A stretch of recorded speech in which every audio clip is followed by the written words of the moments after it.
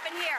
Hey, if you're planning to walk down the aisle this year, first of all, a huge congratulations. There's a lot of work, as you can imagine, that goes into organizing your big day, but as we can attest to, totally worth it. And here to keep you inspired with a few of her favorite wedding trends for 2016 is event planner Rebecca Wise. Welcome back, Rebecca. Hi, everybody.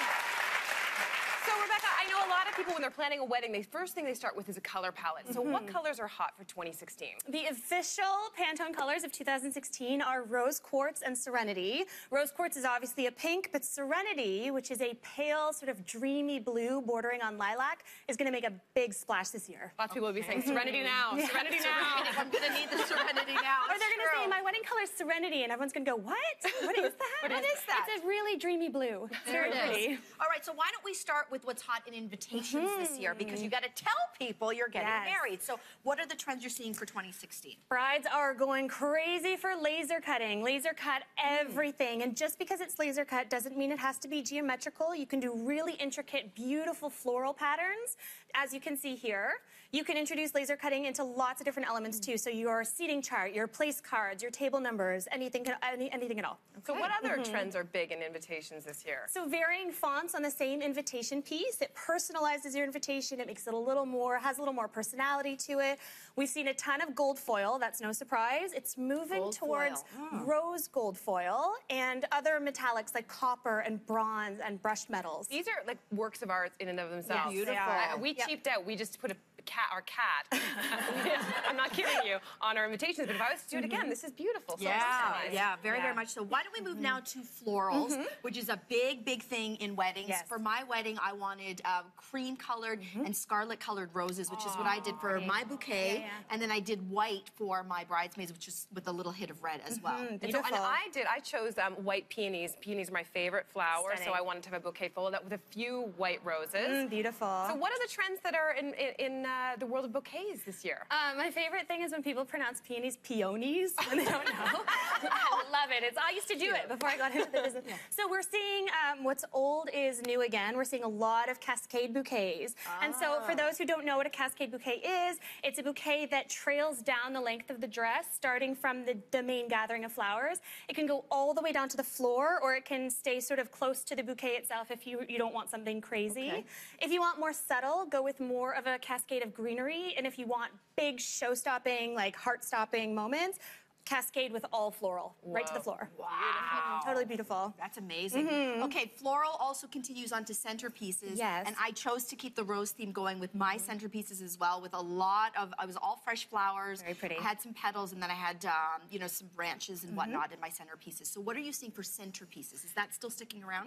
Yeah, people are still doing centerpieces, but it's a lot more focused on greenery. So similar to the cascade bouquet, centerpieces are getting a lot bigger with greens. We're seeing garlands alone down the center of the table. Greenery is really taking that focal point to the next level, and we're seeing potted plants and succulents and ferns and lavender. I mean, if it's green, anywhere a bride can put it, they're putting it. Framing doorways, we're seeing greenery hung from chandeliers from the ceiling. We're seeing greenery on the back of chairs. I mean, as green as it can get. And you're also seeing greenery on people's heads. So you're saying that garlands worn on the head is a big thing for 2016. We're very familiar with the flower crown, and it's morphed into a garland crown, which we have here today. We're still seeing floral crowns, but this is like so hippie. It's so you. Hippie. Oh my God. It's so hippie. It's so Cynthia. It's airy.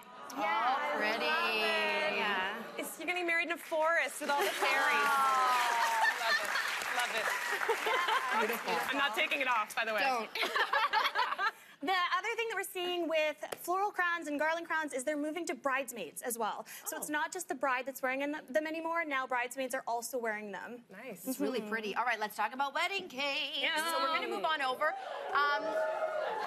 Surprise, surprise, my roses stayed with my wedding cake, and I actually decided to bring them over there as well. So what are you seeing in terms of trends? Is there one for 2016? Brides have fallen in love with watercolor cakes over the last couple years, and it has now moved from the watercolor, although that's still popular, to a marbling technique. This is new on the scene. It's hot. Brides are going bananas for the marbling technique. Interesting. Okay, so when I got married, the trend was sort of away from cakes. I did a whole, I did cupcakes, and we did a huge cupcake tower. So what are some of the trends when it comes to desserts? Well, hate to break it to you, but move over cupcake towers because we are seeing dessert towers. And as you can see here, it is a variety of different desserts all combined together. Cupcake towers are very symmetrical.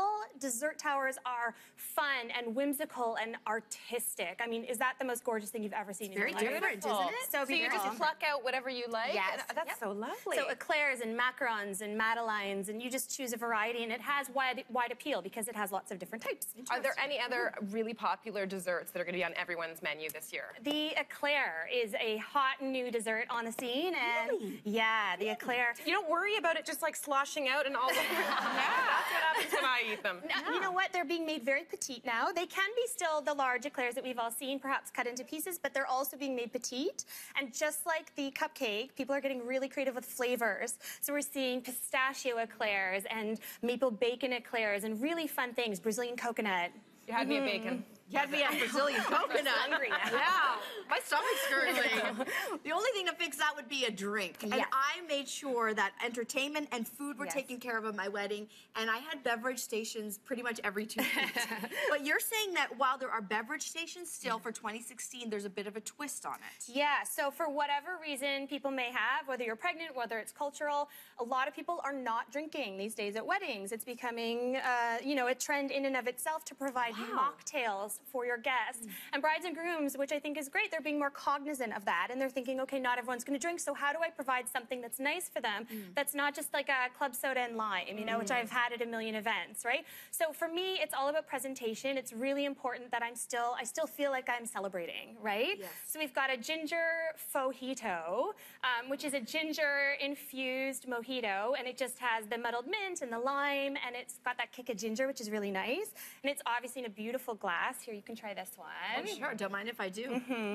And we've also got this one over here, which is called the ambrosia, and that's some muddled fresh raspberry juice, so just the juice of the raspberries, some elderflower sparkling wine, or sparkling water, not wine. I was going to take that one. So. And a splash of tonic water, which is interesting because it gives it a little bit of a different flavor. I find with mocktails, it's often too sweet or it just tastes like fruit juice, and just, I don't want something that's crazy sweet. So here, you can try this one. Okay. It's very pretty. And as well, yes, very, very pretty, which is, I think, important. Cheers. Beautiful. Very, very nice. And then for the winter or autumn months, obviously hot options are lovely. We've got a hot spiced apple cider in the front, which is spiced with nutmeg and cinnamon and allspice. And it's basically just like drinking like a warm blanket or a warm hug. Very nice. And some sipping chocolates for after dinner. If you don't want to have an after dinner cocktail, you can have an after dinner sipping chocolate.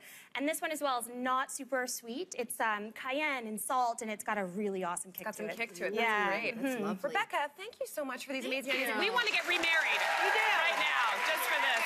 Cheers. Cheers. And of course, we're going to have all of these trends up at thesocial.ca right after today's show. We'll be back right after this short break. Stay with us.